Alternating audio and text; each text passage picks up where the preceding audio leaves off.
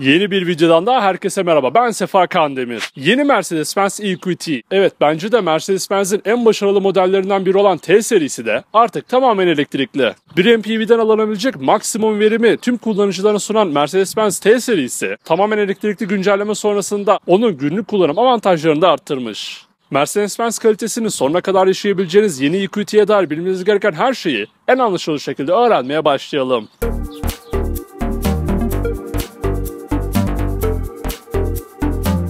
Mercedes-Benz EQ ailesinin Van sınıfının en ulaşılabilir modeli T serisi aynı zamanda Citan ismiyle ilk kez 2012 yılında yollara çıktı. Renault işbirliğinin bir ürünü olan Citan yıllar sonra ikinci nesline kavuşmuş, bizim de çok hoşumuza gitmişti. Şimdi ise ismi değişen Citan T-Class olmuş ve hatta tamamen elektrikli versiyonu EQT'ye bile kavuştu. Tamamen elektrikli versiyonunda da Renault-Nissan CMF-CD platformu üzerine geliştirilen yeni EQT'ye önden baktığımızda ön panjurdaki değişim dikkatimizi çekiyor.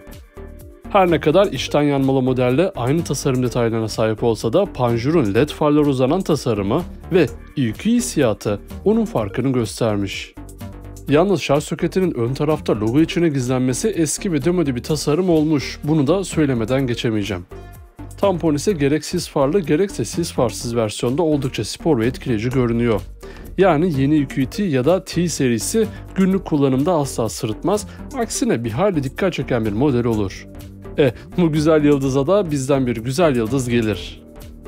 Akıcı ve yumuşak çizgileriyle yeni Mercedes-Benz T serisinin profili çok başarılı. Yeni EQT'nin profiline geçtiğimizde ise ticari otomobillere nazaran daha akıcı bir tasarımla karşılaşıyoruz.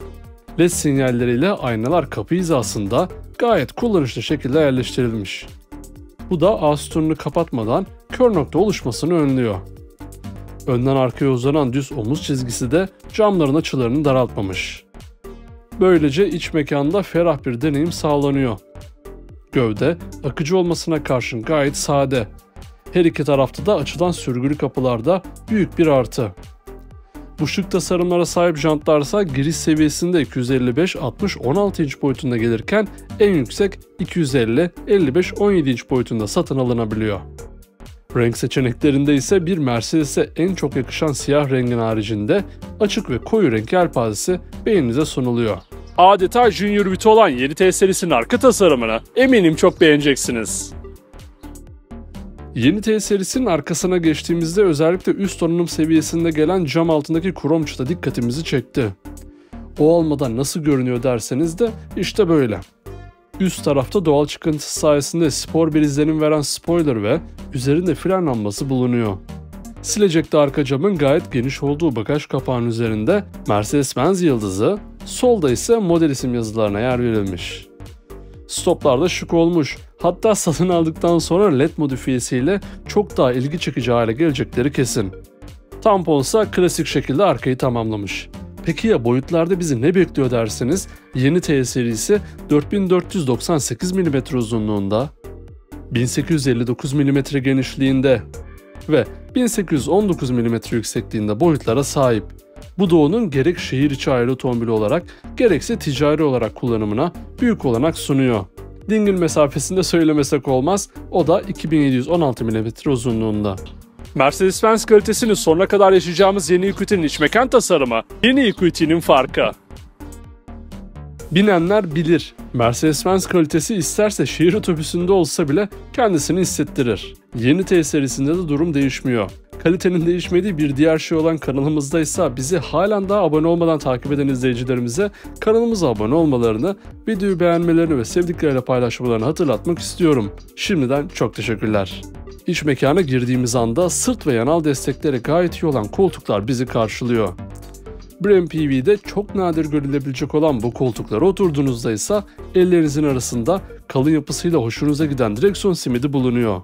Spor ve etli yapısının yanı sıra üzerindeki dokunmatik kontrol tuşlarıyla multimedya kontrollerini yapabileceğiniz bu direksiyonu ben çok beğendim.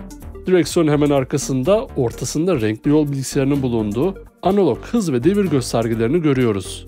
Geldik konsolun ortasına. Konsol bir MPV olmasından dolayı yüksek ve dik.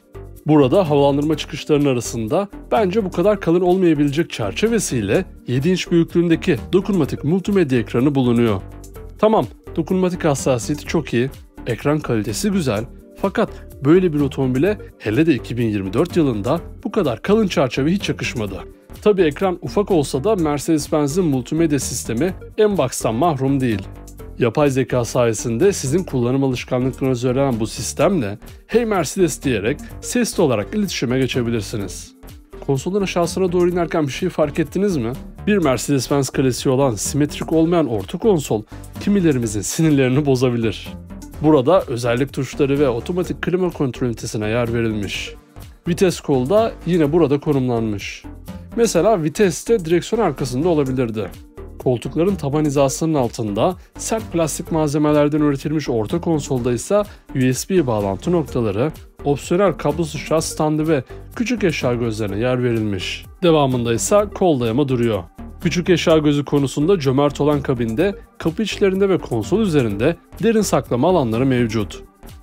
Yeni UQT'nin kabini bu haliyle bizden bir tam puan alır. İki yandan da açılan sürgülü kapılardan geçip arka koltuklara oturmaya hazırlanırken tekrar abone olmayan takipçilerimize abone olmalarını hatırlatmak istiyorum.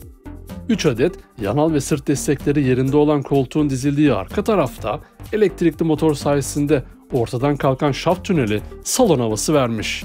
Isofix bağlantıları sayesinde çocuk koltuğunun da rahat şekilde bağlandığı bu koltuklarda ön koltuk arkalarına koyulan tepsiler fazlasıyla işlevsel.